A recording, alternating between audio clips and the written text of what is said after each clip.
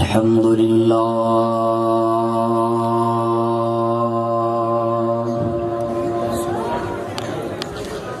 الحمد لله رب العالمين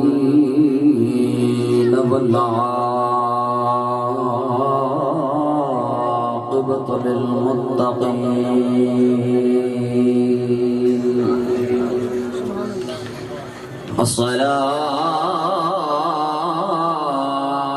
الصلاة والسلام على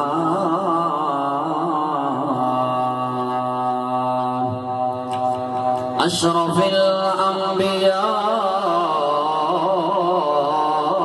الأنبياء والمرسلين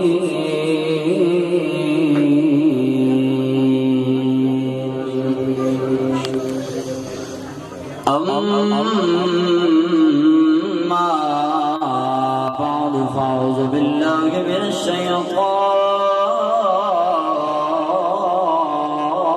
الشيطان الرجيم بسم الله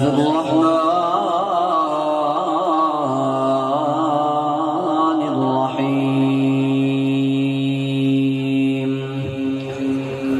وما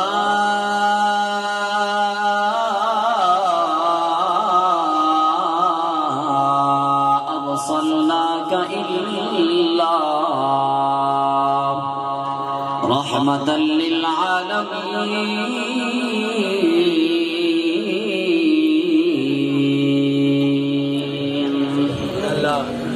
آمنت بالله صدق الله العظيم وصدق رسوله النبي الكريم الأمين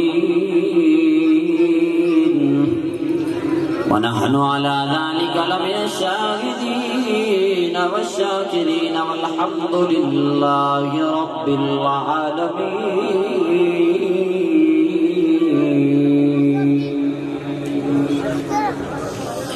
إن الله وملائكته يصلون على النبي يا أيها الذين آمنوا صلوا عليه وسلموا تسليما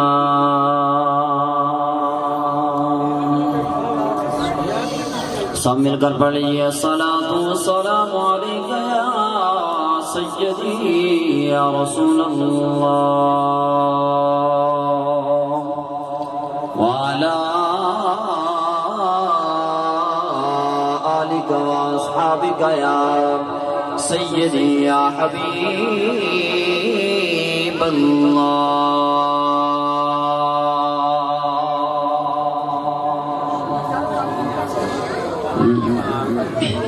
مصطفیٰ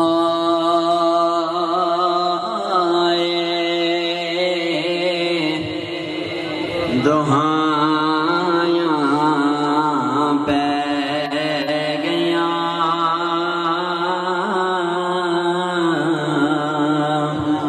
مصطفیٰ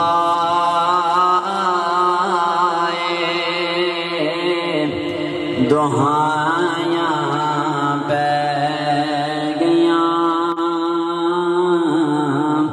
رب کے سجدے خدایاں پہ گیاں اور تو جنا دی گٹھڑی چک کے ٹر پیوں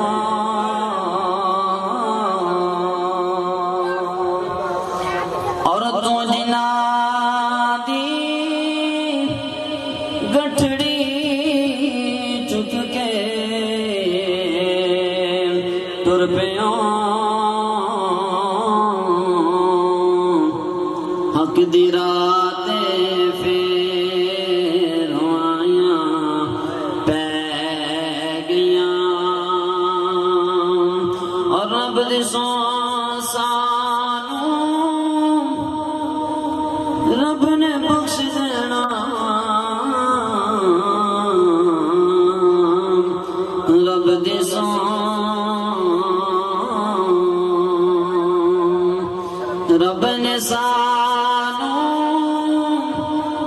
بخش دینا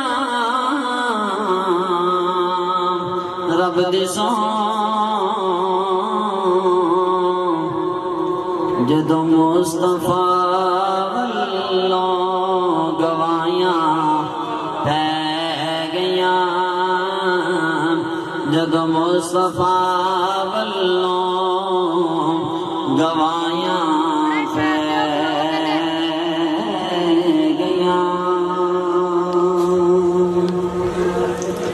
حمد و ثنا کے بعد میری نہایت ہی واجب القدر واجب الاحترام عزت مآب پیر سید رمضان گیلانی شاہ صاحب اور میری بہت ہی احترام کی قابل پیر سید غلام میاں شاہ صاحب اور محفل کے حاضرین بزرگوں اور بھائیوں، السلام علیکم ورحمۃ اللہ وبرکاتہ۔ اللہ رب العزت نے محبوب علیہ السلام کو دنیا کے اندر مبعوث فرمانا اور اس کے بعد فرمانے خدا بندی ہے کہ فرمایا کہ اے محبوب ہم نے آپ کو دونوں جہانوں کے لیے رحمت بنا کر بھیجا ہے۔ تو جو میں نے آپ کی خدمت کے اندر قرآن پاک کی آیت وَمَا أَرْسَلْنَاكَ إِلَّا رَحْمَةً لِّلْعَالَمِينَ میں نے پڑھی ہے، اس کے اندر اللہ رب العزت نے اپنے محبوب علیہ السلام کو فرمایا کہ محبوب ہم نے آپ کو رحمت بنا کر بھیجا ہے، ایک گاؤں کے لیے نہیں، ایک ملک کے لیے نہیں، بلکہ فرمایا آپ کو دونوں جہانوں کے لیے رحمت بنا کر بھیجا ہے۔ تو ایک مرتبہ آپ تمام احباب ہاتھ اٹھا کر ایک مرتبہ سبحان اللہ کہیں، اس کے بعد انشاءاللہ آپ کو قرآن پاک سناتے ہیں۔ ایک مرتبہ ہاتھ اٹھا کر آپ کے سبحان اللہ سبحان اللہ۔ خالق کائنات نے اپنی کلام دے اندر ارشاد فرمایا وَمَا أَرْسَلْنَاكَ إِلَّا رَحْمَةً لِّلْعَالَمِينَ۔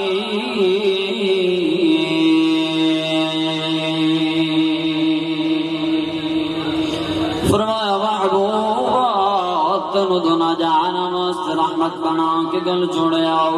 فرمایا محبوب ایک گاؤں واسطے نہیں اور ایک ملک واسطے نہیں، دو ملک واسطے نہیں، تین ملک واسطے نہیں، بن کے تنو دنا جانا مست رحمت بنا کے گل چھوڑے آؤ۔ فرمایا حضرت آدم علیہ نبی علیہ السلام دنیا کے اندر تشریف لے کے آئے نے، انہوں نے رحمت بنا کے گل جوڑے نہیں بلکہ فرمایا تنو رحمت دے کے گلے آنے۔ حضرت نوح علیہ السلام رحمت لے کے آئے، حضرت ہود علیہ نبی علیہ السلام رحمت لے کے آئے، حضرت ہود علیہ نبی علیہ السلام رحمت لے کے آئے، حضرت شعیب علیہ السلام رحمت لے کے آئے، حضرت شیس علیہ السلام رحمت لے کے آئے، حضرت شعیب علیہ نبی علیہ السلام رحمت لے کے آئے، حضرت یعقوب علیہ نبی علیہ السلام رحمت لے کے آئے، حضرت یوسف علیہ نبی علیہ السلام رحمت لے کے آئے، حضرت نوح علیہ السلام رحمت لے کے آئے، حضرت موسیٰ علیہ نبی علیہ السلام رحمت لے کے آئے، سارے انبیاء کرام دنیا دے اندر تشریف لے کے آئے، 1,24,000 کم و بیش انبیاء کرام دنیا دے اندر اللہ رب العزت نے بہت فرما کر یہ فرمایا میرے پیارے انبیاء کرام تم رحمت بنا کے گل چھوڑے آؤ، جس ٹائم تیرے میرے آقا حضرت محمد مصطفیٰ صلی اللہ تعالی علیہ وسلم دیوائی قرآن دے اندر اعلان کر کے دسایا فرمایا وَمَا أَرْسَلْنَاكَ إِلَّا رَحْمَةً لِلْعَالَمِينَ۔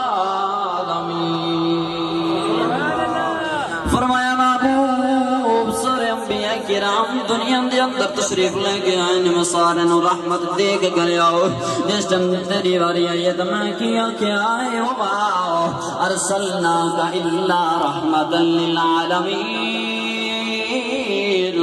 فرمایا محبوبہ تینو رحمت دے کے نہیں بلکہ تینو رحمت بنا کے گل چھوڑے۔ پھر فرمایا تینو ایک گاؤں واسطے نہیں، ایک انسان واسطے نہیں، ایک جن واسطے نہیں، ایک چرند واسطے نہیں، ایک پرند واسطے نہیں، بلکہ تینو دونوں جہان واسطے رحمت بنا کے گل چھوڑیا۔ پھر محبوب علیہ السلام دنیا دے اندر تشریف فرما ہوئے نے، دنیا دے اندر تشریف لے کے آئے نے، جدھر دیکھتے نے روشنائیاں پھیل گئیاں، ادھر جناب والا جنہاں دیاں بکریاں دودھ نہیں سمجھے دیاں، حضرت حلیمہ سعدیہ رضی اللہ تعالیٰ انہاں دیاں بکریاں بالکل دودھ سکا گئیاں۔ جس ٹائم حضور علیہ السلام دنیا دے اندر آئے نے، حضرت حلیمہ رضی اللہ تعالیٰ عنہ دے گھر تشریف لے کے گئے نے، اس وقت جا کے تشریف فرما ہوئے نے، جنہاں بکریاں نے دودھ دینا چھوڑ دیتا وہ بکریاں بھی دودھ دین لگیاں، جنہاں اونٹنیاں نے دودھ نہیں سمجھنیاں وہ اونٹنیاں بھی دودھ دین لگیاں۔ میرے پیارے حبیب علیہ السلام دیاں برکتاں نے کہ کافر جو ہے حضور علیہ السلام دجے دا مبارک تک دینے تے کلمہ پڑھی۔ اللہ رب العزت نے محبوب علیہ السلام کو اتنی رحمتوں سے نوازا کہ جس وقت دنیا کے اندر تشریف لے کے آئے تو فرمایا کہ محبوب تھانو دونوں جہانہ واسطے رحمت بنا کے چھوڑیا۔ تو جنہوں نے ان کی پیروی کی، ان کے نقش قدم پر چلے، وہ کوئی تو غوث اعظم بن گیا اور کوئی داتا علی حجویری بن گیا اور کوئی ہمارے پیر مرشد پیر سید شمس الحق شاہ صاحب بن گئے اور کوئی نیاز علی شاہ صاحب بن گئے۔ تو اسی طرح جن اولیاء کرام نے آپ علیہ السلام کی پیروی کی، اللہ نے انہاں دا چرچا اس طرح فرمایا کہ آج انہوں صدیاں گزر گئیاں لیکن انہوں دا نام اج بھی زندہ ہے۔ پہلے بھائیو حضور غوث اعظم انہوں دا مہینہ گزر رہا ہے تو پیر صاحب کی طرف سے فرمائش ہوئی تھی کہ ان کی سیرت تو ٹائم بھی بالکل مختصر ہے، تو ان کے والد محترم حضرت ابو صالح جنگی دوست رحمت اللہ تعالی علیہ ایک نہر کے کنارے پر جا رہے ہیں تو دیکھا کہ نہر کے اندر ایک سیب جو ہے وہ تیرتا ہوا جا رہا ہے، تو بالکل بھوک کی بھی شدت ہے، دیکھا تو سیب کو اٹھا کر کھا لیا۔ ان کا تقویٰ دیکھیے گا، تقویٰ کیسا ہے۔ تو جب سیب اٹھایا کھا لیا، اس کے بعد یاد آیا کہ یار میں نے یہ تو پوچھا نہیں کس کا سیب ہے، کہاں سے آیا ہے، معلوم نہیں ہے۔ تو تقویٰ دیکھیے گا۔ اسی طرح سوچا کہ میں پیچھے چلتا ہوں، دیکھتا ہوں کہیں درخت نہ ہو سیب والا جو اس درخت سے یہ سیب گرا اور تیرتا ہوا یہ گزر رہا تھا۔ تو اسی طرح پیچھے ہٹے اور دیکھا کہ ایک سیبوں کا بہت بڑا ایک باغ ہے جس کی ایک بوٹے کی شاخیں جو ہے وہ اس نہر کے اندر لٹکی ہوئی ہیں۔ تو دیکھا اور کہا کہ یہی ہوگا وہ باغ جہاں سے یہ سیب گیا ہے۔ تو گئے مالک کے پاس، جا کر پوچھا، کہا اے مالک میں نے آپ کے باغ سے جو درخت کا سیب تھا وہ تیرتا ہوا جا رہا تھا، تو میں نے بھوک کی شدت کی وجہ سے میں نے اس کو اٹھایا اور کھا لیا، اور کھانے کے بعد مجھے سوچ آئی ہے کہ یہ میں نے پوچھا نہیں ہے۔ پیارے بھائیو ذرا تقویٰ دیکھیے گا حضور علیہ السلام کے غلاموں کا، تو جنہوں نے حضور علیہ السلام کی پیروی کی ہے۔ تو دیکھیے مالک کے پاس گئے، مالک نے کہا اب آپ کو سزا ہوگی، سزا یہ ہے کہ آپ 10 سال میرے باغ کی رکھوالی کرو گے تو سزا اللہ کے خوف سے ڈرتے ہوئے سزا قبول فرمائی۔ 10 سال انہوں نے باغ کی رکھوالی کی، بالکل اس سزا کے اندر جب یہ 10 سال مکمل ہوئے اس کے بعد فرمایا مالک اب میری سزا مکمل ہو چکی ہے، مجھے اجازت دیجئے۔ تو جب اجازت مانگی تو مالک کہنے لگے نہیں، ابھی بھی آپ کے لیے ایک سزا ہے، ذرا میری بات کو توجہ کے ساتھ فرمائیں۔ حضور علیہ الصلوۃ والسلام کے غلاموں کا تقویٰ دیکھیے گا۔ پھر سوچا کہ آگے میں نے 10 سال کی سزا جو ہے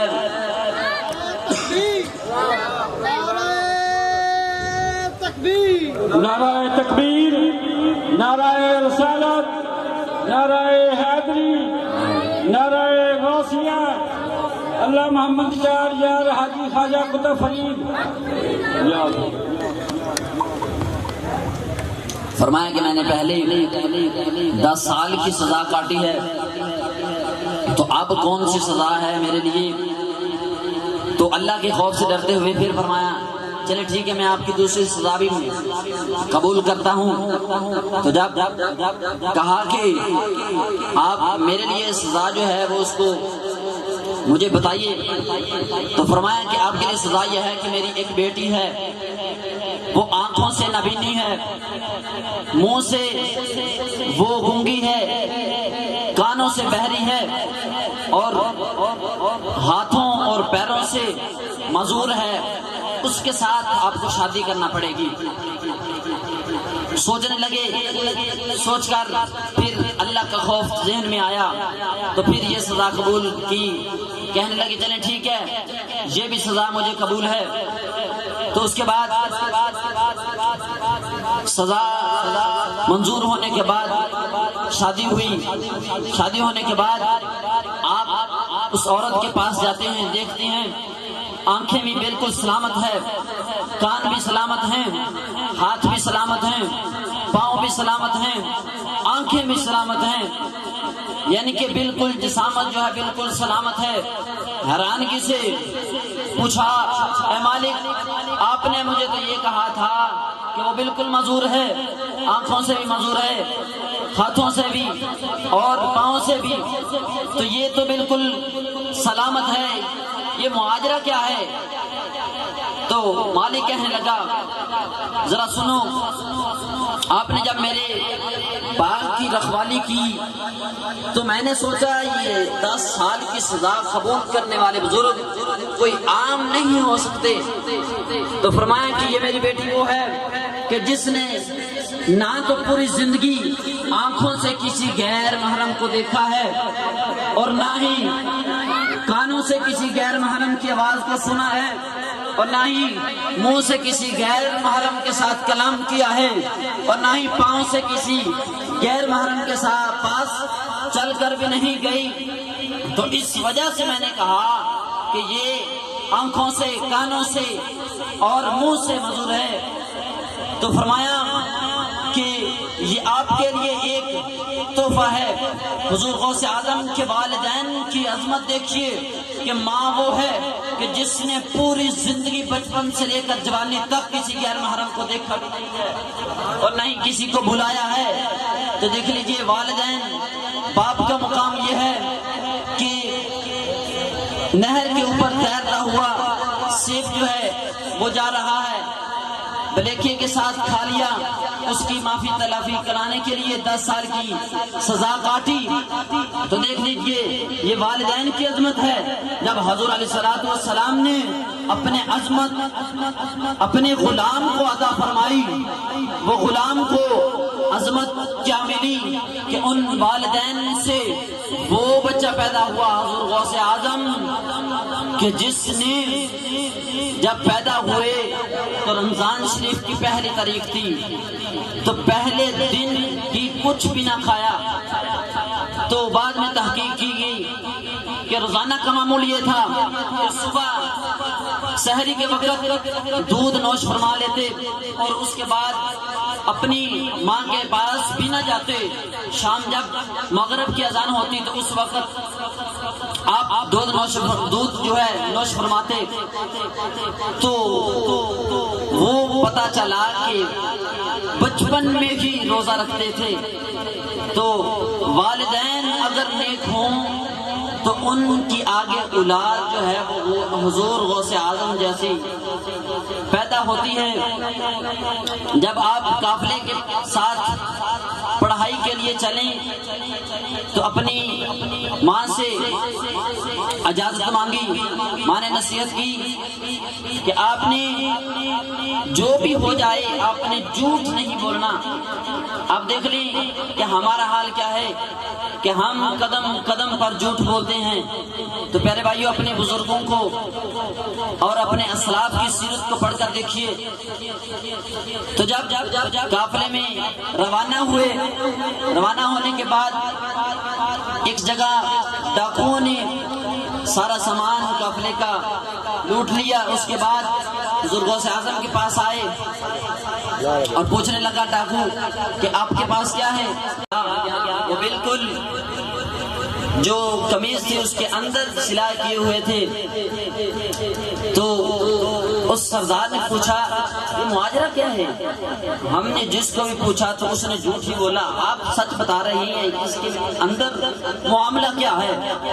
تو کہنے لگے مجھے نصیحت ہے میری والدہ سے کہ آپ نے جو مرضی ہو جائے, جتنا مرضی اوکھا وقت آ جائے تو آپ نے جھوٹ نہیں بولنا.